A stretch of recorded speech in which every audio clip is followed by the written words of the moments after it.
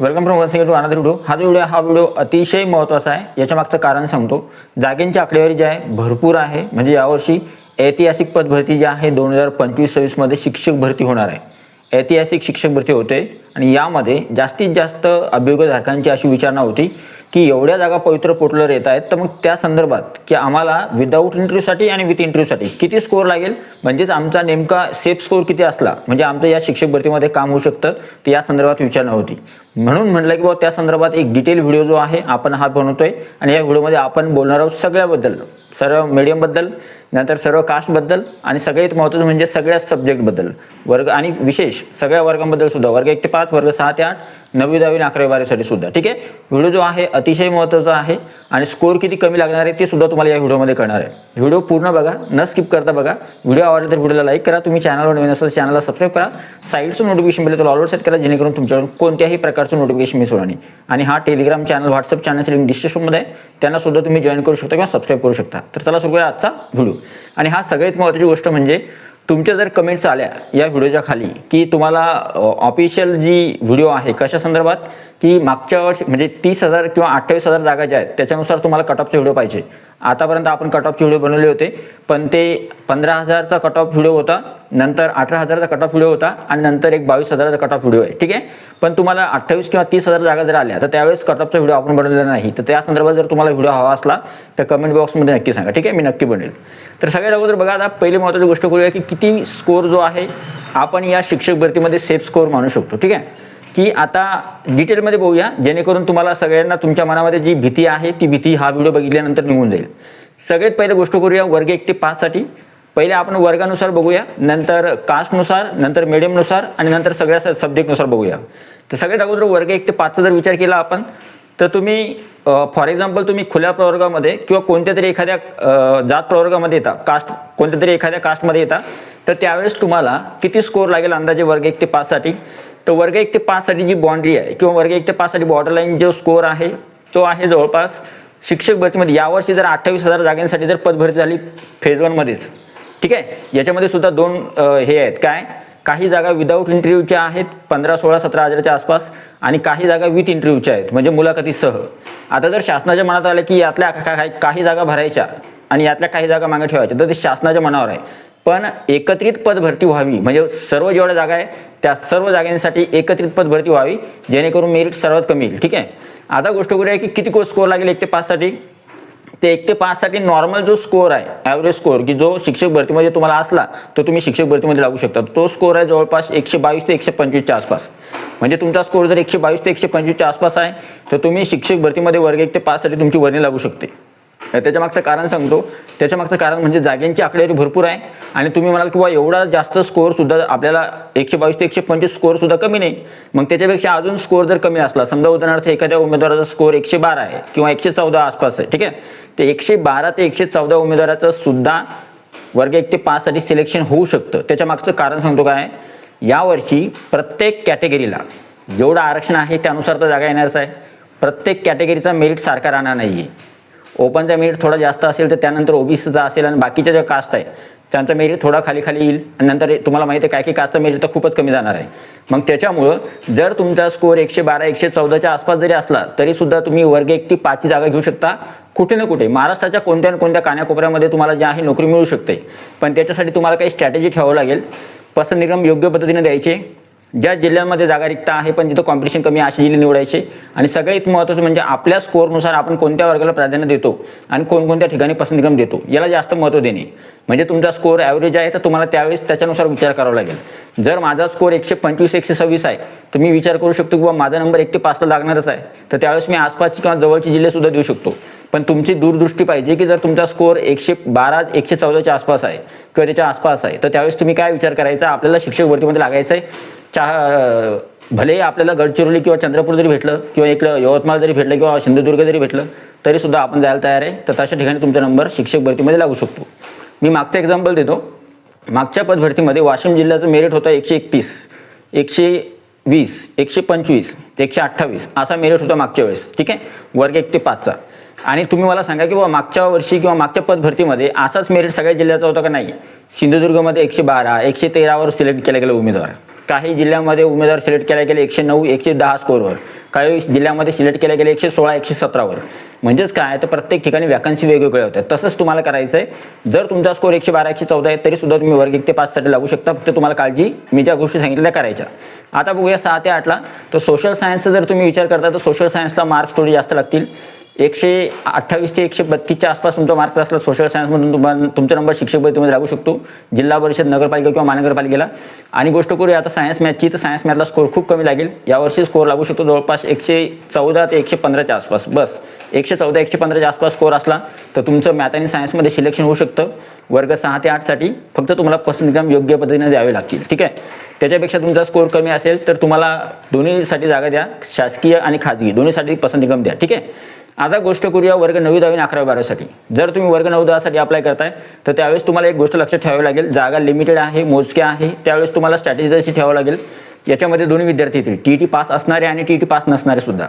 मग तुम्हाला 9वी 10वीची जर जागा हवी असली तर तुम्हाला पसंतीक्रम खूप काळजीपूर्वक द्यावे लागतील.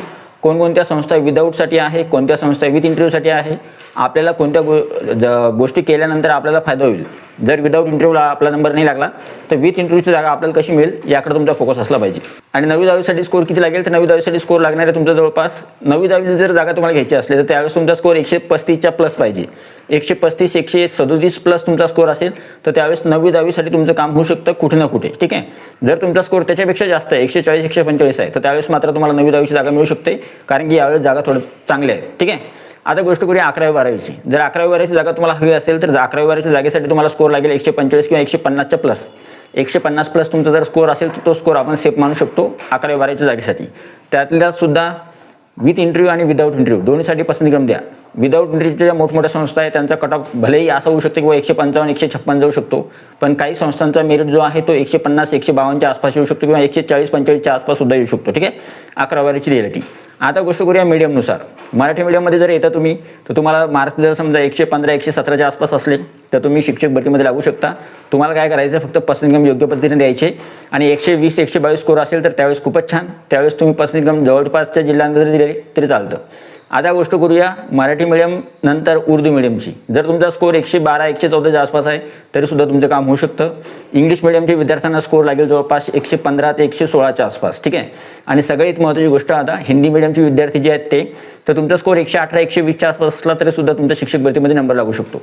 मराठी मीडियमच्या काही ठिकाणी उमेदवारांना खूप कमी स्कोर लागेल वर्गानुसार 1 ते 5 6 ते 8 9वी 10वी 11वी 12वीनुसार. ठीक आहे. वेगवेगळं तुम्हाला माहिती आहे जशी जशी आपण खालच्या वर्गाला पसंतीक्रम देतो तर खालच्या वर्गाचा मेरिट एकदम कमी राहतो आणि 11वी 12वीचं मेरिट सगळ्यात जास्त राहणार आहे, कारण की तिथं पगार जास्त असतो आणि तिथं जाणारे विद्यार्थ्यांची संख्या किंवा पसंतीक्रम देणाऱ्या विद्यार्थ्यांची संख्या सुद्धा जास्त असते. ठीक आहे. आता गोष्ट करूया कोणत्या कास्टसाठी किती किती सेफ स्कोर लागू शकतो. ठीक आहे. अंदाजित जो स्कोर आहे कोणत्या कास्टला किती लागणार तर सगळ्यात अगोदर पहिले बघूया खुल्या प्रवर्गासाठी. तर खुल्या प्रवर्गासाठी जर तुमचा कोणत्या ना कोणत्या ठिकाणी जर तुम्हाला शिक्षक भरतीमध्ये नंबर लागून घ्यायचा असेल तर त्यावेळेस तुमचा स्कोर 128 130च्या आसपास पाहिजे, तुम्ही शिक्षक भरतीमध्ये लागू शकता.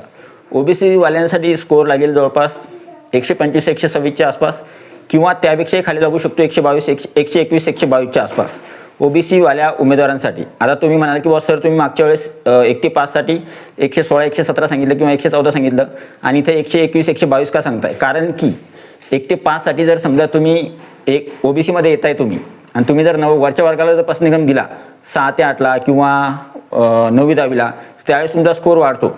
म्हणून तुम्ही विचार करा, तुम्ही जर वर्गानुसार विचार करताय तर तो स्कोर जो सांगितला त्यानुसार विचार करा आणि जर तुम्ही कास्टनुसार विचार करताय तर कोणत्या कास्टला किती स्कोर लागेल. मी ॲव्हरेज स्कोर सांगतो सगळ्या विद्यार्थ्यांचा की मला माहिती की ओपनच्या उमेदवारांना एवढा स्कोर लागेल 128 130च्या आसपास आणि OBC मध्ये जर तुम्ही येताय तर त्यावेळेस तुम्हाला स्कोर 125 124 असला तरी सुद्धा तुमचं सिलेक्शन होऊ शकतं. हा भला असं होऊ शकतं OBC मधल्या काही उमेदवारांचं 115 116वर सिलेक्शन होईल, काही उमेदवार असे OBC मधले त्यांचं 112 113वर सिलेक्शन होईल. मग ते त्यांच्या सब्जेक्टनुसार त्यांच्या मीडियमनुसार किंवा त्यांच्या आलेल्या जागेनुसार असणार आहे. ठीक आहे. तिसरी कास्ट जी आहे ती आहे SC कास्ट. SC कास्टचं मेरिट कमी राहील. SC कास्टचं मेरिट जवळपास 117 118च्या आसपास जाऊ शकतो. एवढा स्कोअर जर असेल तर तुम्ही SC कास्टमध्ये लागू शकता. नंतर आहे ST कास्ट. ST कास्टसाठी कमी मार्क्स लागतील. 110 112च्या आसपास तुमचा स्कोर असला तर शिक्षक भरतीमध्ये यावर्षी तुमचा नंबर लागू शकतो. पुढची कास्ट जी आहे ती आहे SCBC. SCBCसाठी थोडा स्कोर वाढेल.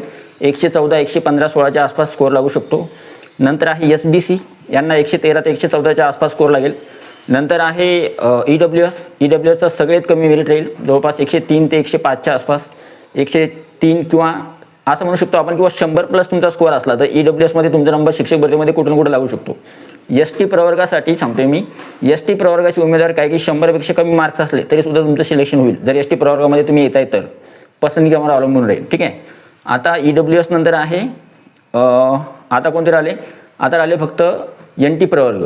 NT प्रवर्ग जे आहे ते NTB, NTC आणि NTD. तर यांच्यासाठी ॲव्हरेज स्कोअर सांगतो. तुमचा स्कोअर 115 ते 118च्या आसपास असला तर तुम्ही शिक्षक भरतीमध्ये लागू शकता.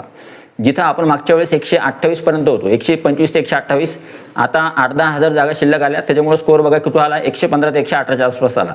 आणि आला स्कोअर कोणासाठी, विजय कास्ट. विजय कास्टसाठी किती स्कोअर लागेल, तर विजय कास्टसाठी सुद्धा स्कोअर खूप कमी लागेल. विजयसाठी स्कोअर लागेल जवळपास 112 ते 114च्या आसपास. एवढा स्कोअर असला तर शिक्षक भरतीमध्ये तुमच्या कोणत्या ना कोणत्या वर्गासाठी कुठे ना कुठे महाराष्ट्रामध्ये तुमचा नंबर शिक्षक भरतीमध्ये लागू शकतो, जर तुम्ही पसंतीक्रम योग्य दिले तर. ठीक आहे. आणि आता आला कशाविषयी, आता आपण बघणार आहोत की बॉस जो स्कोअर आहे वर्गानुसार बघितला आपण 1 ते 12पर्यंत, मीडियमनुसार बघितलं मराठी मीडियम ते हिंदी मीडियमपर्यंत, नंतर बघितलं आपण कास्टनुसार, आणि आता सगळ्यात शेवटी बघूया आपण की बा आपल्याला स्कोअर किती लागेल, तर तो जिल्ह्यानुसार किंवा पसंतीक्रमानुसार कसं राहील.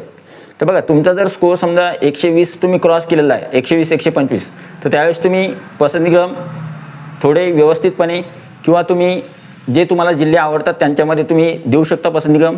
पण ज्यांचा स्कोअर 120पेक्षा खाली आहे मग त्याने अगोदरच विचार करायचा, आपला स्कोअर 110-120च्या मधात आहे, तर आपण विचार काय करायचा की असे जिल्हे निवडायचे जिथं प्रिफरन्स कमी देतील विद्यार्थी, कॉम्पिटिशन कमी राहील, अशा जिल्ह्यामध्ये उमेदवार जास्त जाणार नाही, अशा ठिकाणी तुम्ही निवड करा. तुमची निवड जी आहे शिक्षक भरतीमध्ये होऊ शकते. तर हा व्हिडिओ त्या संदर्भातच होता. आणि यानंतर सुद्धा एक गोष्ट सांगतो, आपला स्कोअर आता समजा उदाहरणार्थ माझा स्कोअर किती कमी असला तरी मला जर शिक्षक भरतीमध्ये लागायचं असलं तर त्यावेळेस मी पसंतीक्रम देण्यावर जास्त भर देणार, मी कोणत्या गोष्टीवर भर देणार नाही. अगोदर जाहिराती आल्या की जाहिराती डाउनलोड करणार, कोणत्या ठिकाणी किती वॅकन्सी आहे ते बघणार, माझ्या सब्जेक्टसाठी किती आहे, माझ्या याच्यासाठी किती आहे, कास्टसाठी, माझ्या मिडियमसाठी किती आहे, आणि त्यानुसार मी पसंतीक्रम देणार. पसंतीक्रम देताना मी माझ्या स्वतःच्या ओन थिंकिंगनुसार पसंतीक्रम देणार, कोणत्याही दुसऱ्याचा विचार करणार नाही की त्यांना तिथं पसंतीक्रम दिले म्हणून मी तिथे देणार, तसं करू नका. ठीक आहे. आणि सगळ्यात शेवटी जर आलं तर सब्जेक्टनुसार, तर सब्जेक्टनुसार तुम्हाला काही सांगायची आवश्यकता नाही की बुवा 1 ते 5 आणि 6 ते 8साठी. 1 ते 5साठी तर जवळपास लँग्वेजचा किंवा अंडर ग्रॅज्युएट टीचरचा किंवा ऑल सब्जेक्टचा किंवा मग याचा सायन्स मॅथचा 6 ते 8चा किंवा सोशल सायन्सचा. तर सब्जेक्टनुसार नाही सांगणार मी, सब्जेक्टनुसार तुम्ही समजून घ्या की सोशल सायन्सला थोडं जास्त लागेल, सायन्स मॅथला कमी लागेल, 1 ते 5ला त्याच्यापेक्षा थोडा कमी लागेल, सायन्स मॅथ आणि 1 ते 5चा जवळपास सारखा राहील.